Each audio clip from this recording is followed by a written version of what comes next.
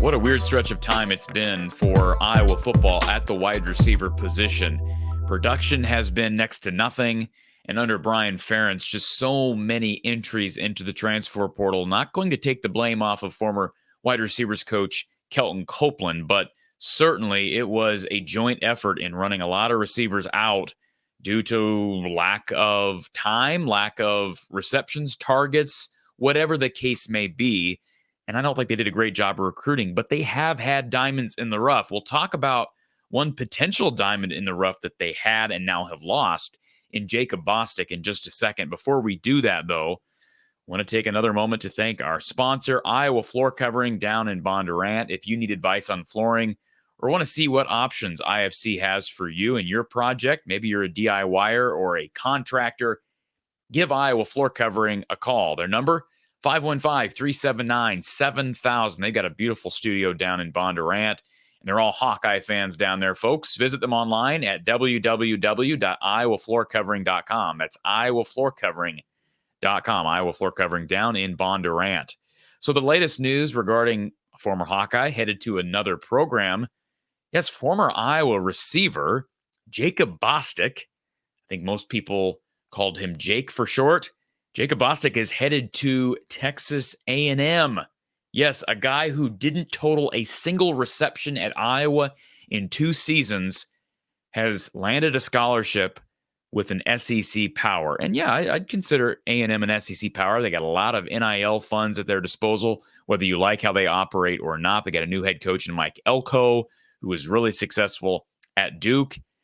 And I know a lot of people were surprised when they saw these offers rolling in for Jacob Bostick out of the transfer portal.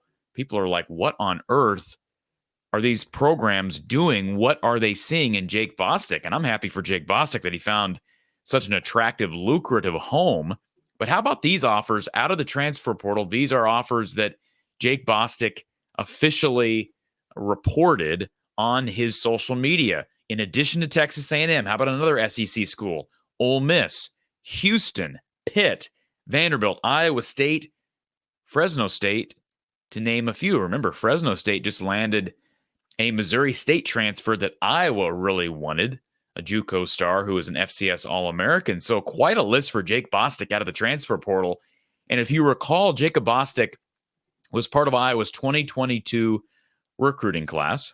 He did not enroll early in 2022. He got there in the summer. Redshirted in 2022, has dealt with a lot of injuries over 2 seasons. I'm going to give him the benefit of the doubt that, hey, maybe he would have emerged right away, but played in just 5 games in 2023, according to the Iowa Athletics website, and did not record a single catch. No statistics for Jacob Bostick. If you look at his high school recruiting, he had some decent offers, but all in all, mostly G5 programs, had several military schools, and did have a few Power 5 options, Cincinnati being one, Illinois being another, also had an offer from Pitt out of high school.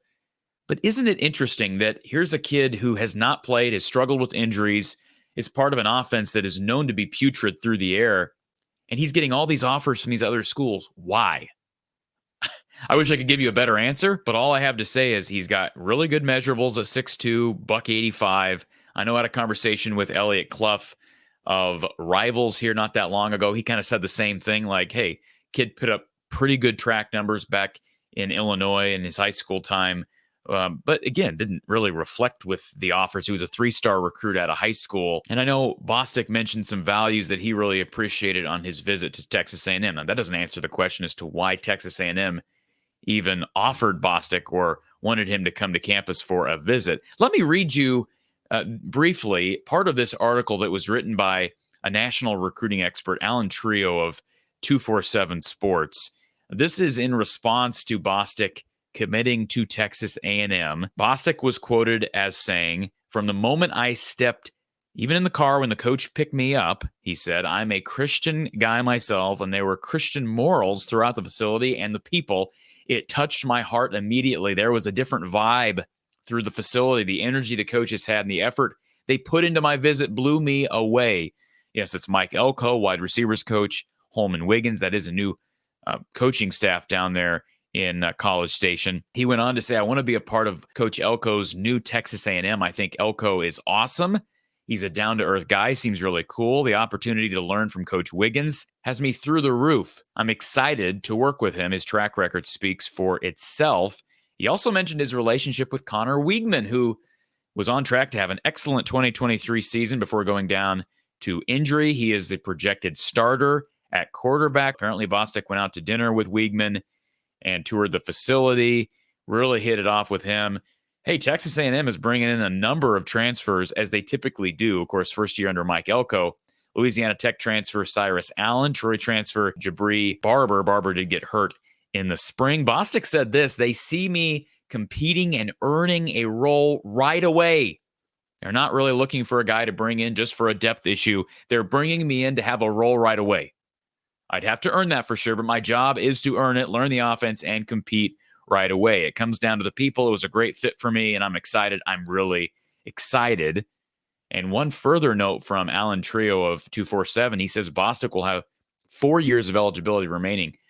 I do believe it was Elliot Clough of Rivals who said the same thing during a segment we recorded with a good friend of mine, Mark Rogers, the voice of college football. And I wish I had an answer as to why. I've not reached out to Jake. Maybe I should. But he played in 5 games last year, redshirted in 2022. Of course, we're past the COVID free year, so I'm not quite sure. Maybe a medical hardship, something I'm not aware of as to why he has 4 years of eligibility remaining. So again, don't know the answer to that question. But isn't it interesting? I know a kid can say whatever a kid wants to say, but for him to be so demonstrative about, hey, they see me earning a spot right away. I'm here to play right away. I'm not just coming in for depth. Hey, maybe Elko's, tickling the kid's ears. But man, if that's the truth, that makes me wonder so many things. Where is Texas A&M's wide receiver room, and or what do they know about Jacob Bostick that I don't, and that a lot of people didn't, and that apparently Iowa didn't? I mean, maybe Iowa really pitched hard to keep him here. Maybe they saw something in him during the window of time last fall where he was healthy that they were like, yeah, this kid's the future. But man, we didn't see anything during a game that would indicate that. And I'm just shocked by it. I really am. I mean, I'm happy for Jake Bostick. Seems like a really good kid. I know a lot of people were kind of confused as to the timing when he entered the transfer portal. It was just days after he spoke with the media during spring availability. But I mean, again, it's not just Texas A&M. Iowa State's known to produce really good receivers, as is Pitt. I mean, they've had some guys. I mean, Houston's a high-powered offense traditionally. It's just interesting that here's a kid who goes from Iowa not playing at all to now he's got offers from all these Big 12 and SEC schools. I find it fascinating, and not saying he's going to end up having a career like Charlie Jones did at Purdue, or frankly, Tyrone Tracy. I know Tracy ended up being converted to a running back. He's in the league right now. I'd say that was a successful move for Tyrone Tracy away from Iowa's wide receiver room. And judging from a response I saw on social media from Jacob Bostick to Kelton Copeland, his former coach, he's got nothing but admiration for Kelton Copeland. And perhaps that's the sole reason he's leaving. He just loved Kelton and does not want to play for John Budmeyer and this new offense. I guess that's possible. I can't imagine that he would have known the offers he was going to get. Maybe he did. Maybe that's why he entered. Overall, we're just speculating here. But I'm happy for Jacob Bostick, as surprising as this move is. And what's he getting NIL-wise? I can't imagine a guy. I go back to the same stance. I can't imagine a guy who has done nothing in his college career to prove himself so far on the football field on a Saturday is earning a substantial amount of NIL money from SEC and Big 12 schools. I cannot imagine that, but he is getting offers, and that's more than you can say for a lot of players that enter the portal who are unproven. And let's keep in mind, Keegan Johnson jumped to a Big 12 school, what was that, a year ago, and struggled with injury, really didn't do anything. Arlen Bruce, we know he's ineligible. He also jumped to a Big 12 school. So there are other schools that have liked the players Iowa has had in that room. So you can knock Kelton Copeland for recruiting to an extent, but they've had some guys in there, just haven't utilized them. You could argue they have not developed them. And a guy like Charlie Jones is a perfect example, just underutilized. And if you want to argue against that, I don't know. I'm not going to argue with you. I think it's obvious. You look at the production. Yes, I know Purdue's a different style. of program it was under Coach Braun. But I will be really intrigued to see what Jake Bostick does over at Texas A&M and in the SEC. So congratulations to him. Iowa brings in Gill, the transfer from Northwestern. If you missed my segment on his commitment the other day, certainly watch that. I'll throw it up here in the corner of the screen. I notice he did sign a scholarship tender today. I'm recording this on Thursday, the 23rd. Appreciate you tuning in for another edition of the show. Please hit that like button and subscribe if you're a Hawkeye fan. We'll talk to you next time.